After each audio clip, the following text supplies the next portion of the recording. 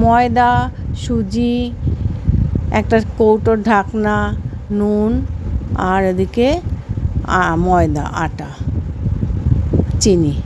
এবার আমি একটা পাত্রে, বড় পাত্র নিয়েছি, নিয়ে সুজিটা প্রথম ঢেলে নিয়েছি। আগের থেকে আমি জল উষ্ণ গরম করে রেখেছিলাম। সেই জলটা এবার আমি যতটা লাগবে আস্তে আস্তে করে ঢেলে ওর ভিতর দিয়ে দেবো। দিয়ে আমি হাতার সাহায্যে আমি এরকম করে ভালো করে মিহি করে নেব। এরপরে আমি চিনি দেব, আরও যতটা লাগবে। গরম জল আবার দিতে হবে, খুব বেশি গরম না, আবার খুব বেশি ঠান্ডা হলেও কিন্তু হবে না। এইটা এত সুন্দর ঢাকনার পরে দিলে, তেলের পরে ঢাকনা দিয়ে পিঠেটা করলে, পিঠেও বলা যেতে পারে বা সন্ধ্যাবেলার টিফিনও বলা যেতে পারে। খুব সুন্দর হয়, একদম ফুলে ফুলে উঠবে, খেতেও খুব সুন্দর ভালো লাগবে। আপনাদের সবাই করে খাবেন। দেখুন আমি কি করে করছি। এবার আরও জল দিয়ে দিলাম, দিয়ে আবার ভালো করে এরকম এসে আর একটু ময়দা লাগবে, ময়দা দিয়ে দিলাম। এবার চিনি আমি আগের থেকে আমি পেস্ট করে রেখে দিয়েছিলাম, চিনিটাও ঢেলে দিলাম, সামান্য নুন দিয়ে দিয়েছি।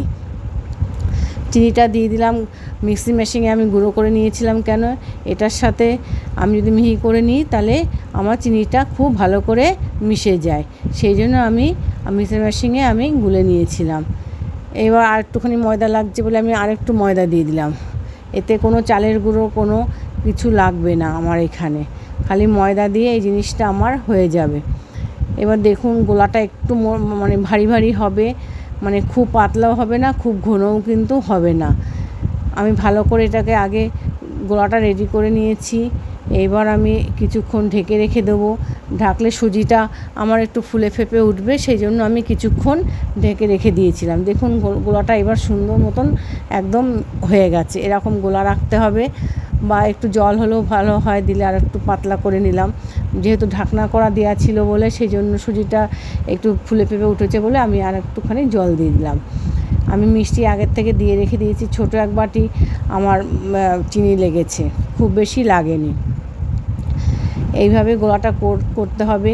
এরপর আমি কড়াইতে আমি গরম করতে যাব, কড়াই গরম করে আমি এবার তেল দিয়ে দেবো। একটু বেশি পরিমাণ তেলটা দিতে হবে, যাতে ওই ঢাকনিটা আমার ওর ভিতর ডুবে থাকে।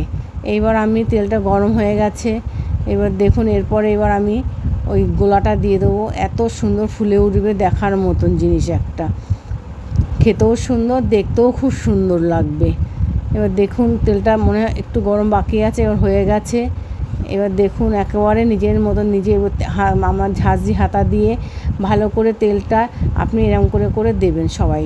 এরম করে দিলে হবে কি, জিনিসটা ফুলে উঠবে, ফুলে উঠলে নিজে নিজেই কোটোটা ছেড়ে যাবে। গ্যাসের ফ্লেমটা এবার একটু আমি হালকা করে নিয়েছি, কমিয়ে নিয়েছি। এবার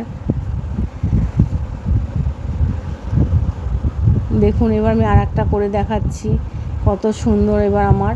তখন একটু গোলাটা একটু পাতলা ছিল, আমি একটু ময়দা দিয়ে আর একটু ঠিক করে নিয়েছি। ঠিক করে নেওয়াতে এবার একদম সুন্দর, একদম রেডি হয়ে গেছে। দেখুন এইভাবে আমার প্রত্যেকটা পিঠে আমি এইভাবে আমি করে নেব। সুন্দর ফুলে উঠেছে দেখেন। এবার দেখেন কোটোটা কি সুন্দর, ঢাকনাটা আমার বেরিয়ে চলে আসবে, নিজের মতো নিজে খুলে বেরিয়ে চলে আসবে। দেখুন এবার এক একটা আমি সব এবার এক এক করে করে নেব। ভিতরটা এত সুন্দর, পুরো সাদা ভিতরটা হয়ে যাবে, আপনি খুলে দেখবেন। আপনারা করার পরে আমি খুলে দেখাবো আপনাদের।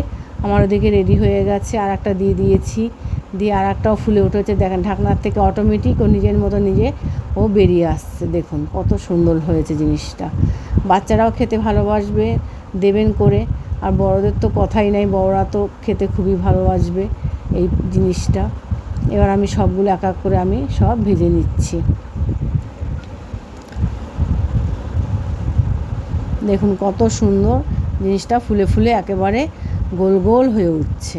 দেখুন কত সুন্দর, এমন কিছু খাটনির কাজ না। ঘরে তো ময়দা থাকেই, আপনাদের সবার ঘরেই, চিনি তো থাকেন। আমার হয়ে গেছে সব রেডি করা, দেখুন রেডি করা হয়ে গেছে। খুব সুন্দর হয়েছে জিনিসগুলো, চিনিও থাকে ঘরে, তেলও থাকে, আপনারা করে খাবেন এইভাবে। এবার দেখুন আমি একটা আপনাদের খুলে দেখাচ্ছি। দেখুন কত সুন্দর, ভিতরটা পুরো সাদা, যেহেতু সুজি আর দেওয়া আছে বলে দেখুন কত সুন্দর, একেবারে সুন্দর ভালো মতন হয়ে গেছে। ধন্যবাদ।